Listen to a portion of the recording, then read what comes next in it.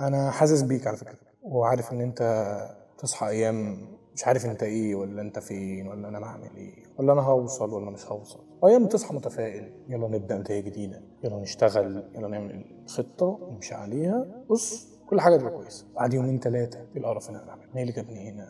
ايه اللي خلاني افكر التفكير ده؟ وعمال تشوف ناس بتنجح وبتعمل مشاريع وبتفتح شركات، وانت مش عارف تعمل ايه ولا تبدا منين. الحل الوحيد عشان تفضل مبسوط ان الدنيا دي تبقى قليله قوي في عينيك، وانك ما تبقاش مهتم بيها اصلا. يعني انت مهتم بحاجات مش هتفيدك بحاجه. عارف لو هتفيدك بحاجه اقول لك يعني ماشي، دي مش هتفيدك.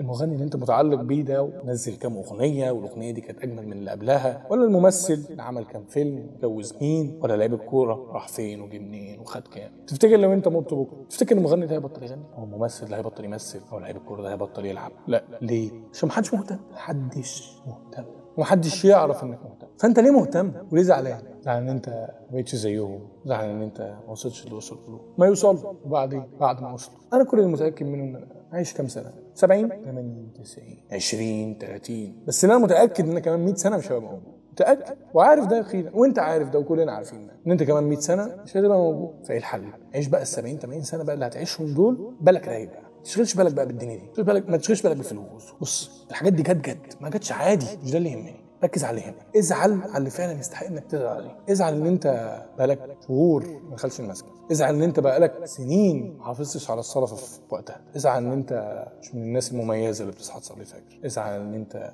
مش عارف تقرا القران صح، مش عارف تقرا القران صح.